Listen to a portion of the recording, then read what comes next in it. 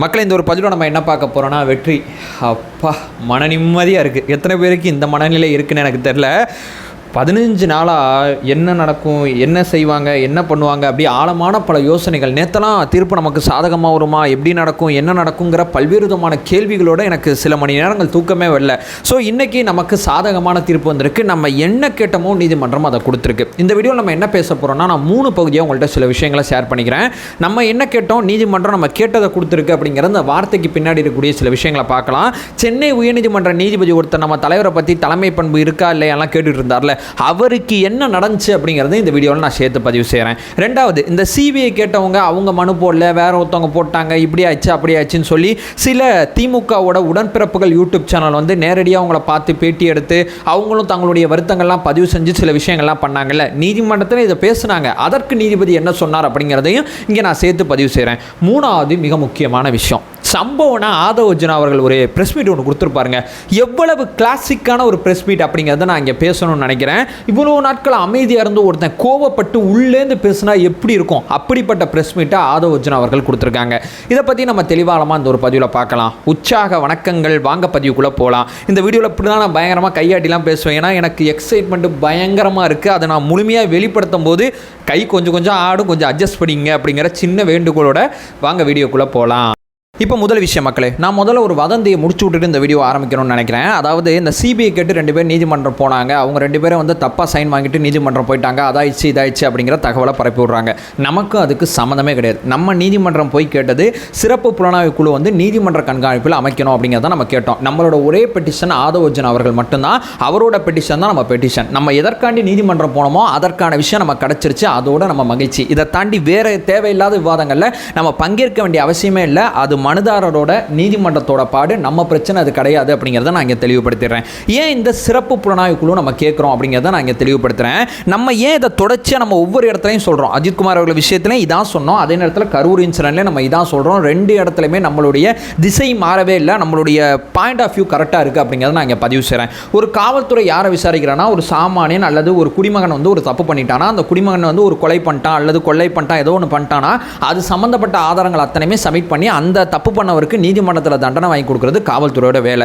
ஆனால் காவல்துறை சம்பந்தப்பட்ட விஷயத்தை காவல்துறை விசாரிச்சா சரியா இருக்காது அப்படிங்கிறத நம்ம சொல்றோம். கரூர் இன்சிடென்ட்டாக இருக்கட்டும், அஜித்குமார் அவர்கள் இன்சிடென்ட்டாக இருக்கட்டும், 2 பேர் மேலேயுமே எங்க குற்றச்சாட்டு இருக்குன்னா காவல்துறை அதிகாரிகள் மேலே தான் குற்றச்சாட்டு இருக்கு. அப்போ அவங்களே அவங்க சம்பந்தப்பட்ட விஷயத்தை விசாரிச்சா அப்போ தீர்ப்பு எப்படி எழுதுவாங்க?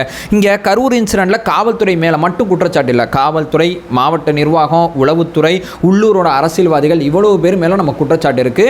அப்போ இவ்வளவு பேர் குற்றச்சாட்டு அந்த காவல்துறை, மாநில அரசு கண்ட்ரோலில் இருக்கக்கூடிய காவல்துறை விசாரிச்சா எப்படி சரியா இருக்கும் அப்படின்னு சொல்லி தான் நீதிமன்றத்துக்கு நம்ம என்ன கேட்குறோம்னா, சார் உங்கள் தலைமையில் ஒரு கண்காணிப்பு குழு அமைங்க, நாங்கள் உங்களை நம்புகிறோம். காவல்துறை தலைமையில் கண்காணிப்பு குழு இருந்தால் அவங்களுக்கு சாதகமாக தீர்ப்பு எழுத வாய்ப்பு இருக்குது. உங்கள் தலைமையில் நீதிமன்ற கண்காணிப்பு குழு அமைச்சிங்கன்னா கொஞ்சம் சரியா இருக்கும் அப்படிங்கிற பிரேயரோட நீதிமன்றம் போனோம். பிரமாண பத்திரம் அத்தனையுமே நாங்கள் தாக்கல் பண்ணோம்லாம் சொன்னாங்க. எல்லாத்தையும் பார்த்துட்டு நீதிமன்றம் நீங்கள் வந்தது கரெக்டு, உங்கள் ஆங்கிளுக்கு ஏற்றபடி சிபிஐ விசாரிக்கட்டும். சிபிஐ விசாரிக்கிற விஷயத்தை இந்த ஒவ்வொரு மாதமும் சிபிஐ வந்து இந்த ரிப்போர்ட்டை வந்து இந்த சிறப்பு புலனாய்வு குழுக்கு அமைக்கட்டும். ஒரு ஓய்வு பெற்ற நீதிபதி தலைமையில் 2 ஐபிஎஸ் அதிகாரிகள் வந்து இந்த குழுவில் இருக்கட்டும். இந்த 2 ஐபிஎஸ் அதிகாரிகளும் தமிழ்நாட்டை சேர்ந்தவங்களா இருக்க மாட்டாங்க.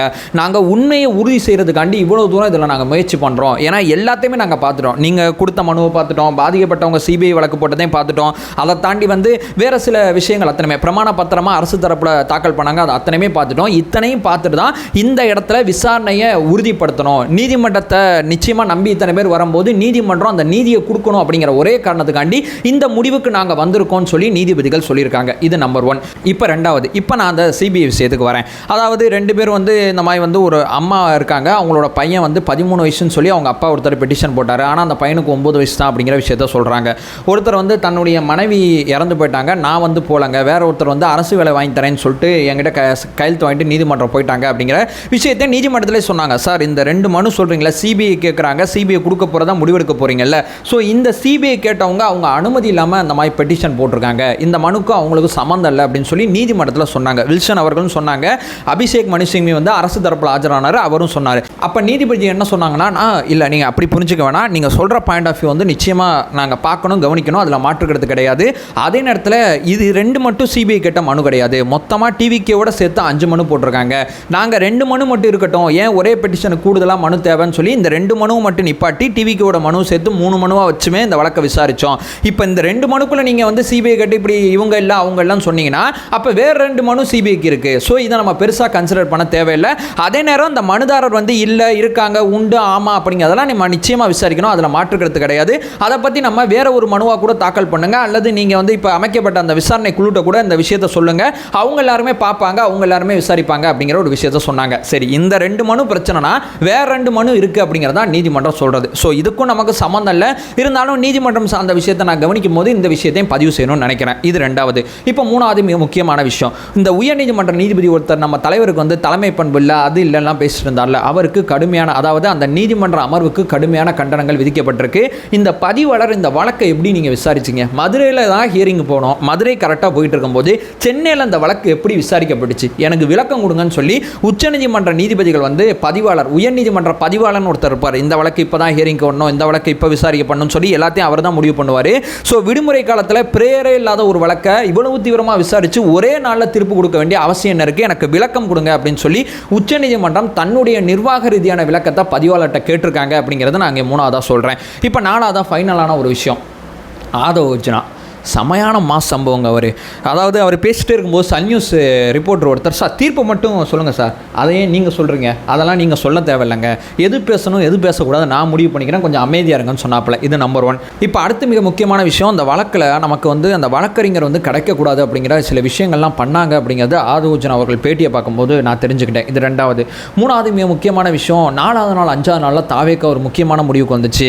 இந்த 41 குடும்பத்தையும் வாழ்க்கை முழுக்க தட்டெடுக்கணும் அப்படிங்கிற மிக முக்கியமான முடிவுக்கு வந்துட்டாங்க. இந்த குடும்பத்தில் இந்த முத நாள் போயிட்டு மாலையை போட்டு வணக்கம் பா அப்படின்னு சொல்கிற குரூப் நாங்கள் கிடையாது. இந்த குடும்பங்கள் அத்தனை பேரோட உறவுகள் அத்தனை எங்களோட குடும்பமாக நினைக்கிறோம். இந்த 41 குடும்பத்தை நாங்கள் தத்தெடுத்து அவங்க வாழ்க்கை முழுக்க அவங்களுக்கு என்ன தேவையோ அதை நாங்கள் செய்யணும்னு நினைக்கிறோம் அப்படிங்கிற 3வது விஷயத்தை சொல்லியிருக்காங்க. 4வது மிக முக்கியமான விஷயம், இந்த கரூர் காவல்துறை பற்றி ரொம்ப தெளிவான குற்றச்சாட்டை முன் வச்சிருக்காங்க. பெரம்பலூர் எஸ்பி சொன்னாருங்க, உள்ளே வந்தால் பிரச்சனை யாரும் நீங்கள் போயிருங்கன்னு சொன்னாங்க. அவரோட விஷயத்தை நாங்கள் மதித்து நாங்கள் உள்ளே போயிட்டோம். ஆனால் அந்த கரூர் காவல்துறை எல்லையிலேருந்து வந்து எங்களை கூப்பிட்டு வந்து இந்த இடத்துல இப்படிப்பட்ட வேலைகள்லாம் பண்ணாங்க. அந்த கரூர் காவல்துறை வந்து செந்தில் பாலாஜி கண்ட்ரோலில் இருக்குது அப்படிங்கிறது நான் சொல்லி உங்களுக்கு தெரிய வேண்டியது கிடையாது. ஸோ இந்த மாதிரி பல மர்மங்கள் இதில் இருந்துச்சு. நாங்கள் ஓடி போனதான் சொல்கிறாங்க, நாங்கள் ஓடிலாம் போகல, எங்களோட லொக்கேஷனை கூட நீங்கள் ட்ராக் பண்ணுங்கள், நாங்கள் எங்கே இருந்தோம் என்ன இது எல்லாமே உங்களுக்கு டீட்டெயில் தெரியும். உள்ளே வந்தால் கலவராகும்னு சொன்னது இவங்க தான், எங்கள் தலைவர் அனுப்பிச்சு விட்டது இவங்க தான், எல்லாத்தையும் இவங்க பண்ணிவிட்டு மீடியாவில் நாங்கள் தான் குற்றவாளின்னு சொல்லி ஒரு விசாரணை நடந்துக்கிட்டு இருக்கும்போது அரசோட உள்துறை செயலாளர் தீர்ப்பு எழுதிக்கிட்டு இருக்காரு அப்படின்னு சொல்லி இது எல்லாத்தையும் நாங்கள் எடுத்துகிட்டு போய் நீதிமன்றம் போனதுனால தான் நீதிமன்றம் இப்படிப்பட்ட சாதகமான தீர்ப்பு கொடுத்துருக்குன்னு சொல்லி ஒவ்வொரு அடியும் ஆதவ் அர்ஜுனா அவர்கள் தீர்ப்பு வந்த கொஞ்ச நேரத்தில் அடித்தார் பாருங்களேன், நெத்தி அடி. உண்மைக்குமே சொல்கிறேன், சரியான பயங்கரமான, அவருக்கு உள்ள அவ்வளோ ஆதங்கம் இருந்திருக்கு போல், அது அத்தனையுமே தன்னுடைய பேச்சு மூலமாக வெளிப்படுத்தியிருந்தார். ரொம்ப கிளியராக பேசியிருந்தார் அப்படிங்கிறத நான் இங்கே பதிவு செய்கிறேன். ஓவராலாக பார்க்கும்போது நம்ம எதுக்கு நீதிமன்றம் போனோமோ அதற்கான தீர்ப்பு கிடச்சிருச்சு. சிபிஐக்கு நமக்கு சம்மந்தம் இல்லை. இந்த சென்னை உயர்நீதிமன்ற நீதிபதி ஒருத்தர் இருக்கார்ல, அவர் பயங்கரமாக பேசுனதுக்கு பதிவாளர் விளக்கம் கொடுக்கணும், எப்படி இதை வந்து ஹியரிங் எடுத்தீங்க அப்படிங்கிற டீட்டெயில் கொடுக்கணும்னு சொல்லியிருக்காங்க. ஓவராலாக பார்த்தா நமக்கு சாதகமான ஒரு விஷயம் நடந்திருக்கு. ஸோ கூடிய சீக்கிரம் தலைவர் விஜய் அவர்கள் கரூர் போகிறதுக்கான வேலைகள் ஒரு பக்கம் போயிட்டுருக்கு. காவல்துறை அனுமதி கொடுத்தா தலைவர் விஜய் அவர்கள் கரூர் போயிடுவார்.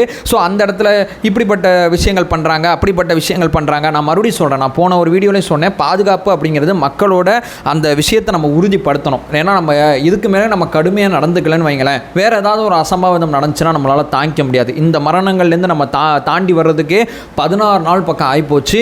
யார் மனசுலையுமே யார் மூஞ்சிலையுமே மகிழ்ச்சி இல்லவே இல்லை. நான் வந்து ஒரு அப்படியே உட்காந்து இப்படி தான் வீடியோ பேசிட்டு இருந்தேன், எனக்கு வந்து உள்ளபடியே மகிழ்ச்சி இல்லை. இன்றைக்கி தான் எனக்கு இவங்களுக்கு நீதி உறுதி செய்யப்பட்டிருக்கு அப்படிங்கிற ஒரு மகிழ்ச்சி வந்திருக்கு. இந்த குடும்பத்தை தாவேக்கா தத்தெடுக்க போகுது அப்படிங்கிற ஒரு மகிழ்ச்சி வந்திருக்கு. இந்த குடும்பத்துக்கு இந்த மரணத்துக்கு நம்மளால் முடிஞ்ச இழப்பீடு கொடுக்க போகிறோம் அப்படிங்கிற ஒரு விஷயம் வந்திருக்கு. இந்த உறவுகளை நம்ம முழுமையாக அவங்களை எப்படி சொல்கிறது, குடும்பத்தோட குடும்பமாக நம்ம மாற்ற முயற்சி பண்ணுறோம் அப்படிங்கிற ஒரு விஷயம் இருக்குது பார்த்தீங்களா.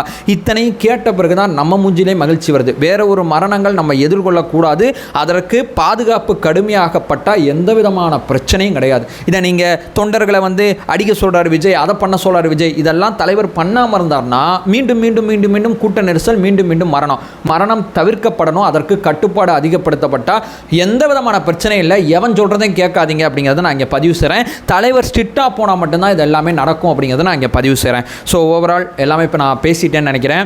ஸோ ரொம்ப ரொம்ப மகிழ்ச்சி. வேறு ஒரு வீடியோவில் நம்ம பார்க்கலாம். நம்ம சேனலை ஃபர்தராக ஃபாலோ பண்ணிங்கன்னா டிவிக்கு சார்ந்த மிக முக்கியமான விஷயங்களை நம்ம தொடர்ச்சியாக பேசிகிட்டு இருக்கோம்.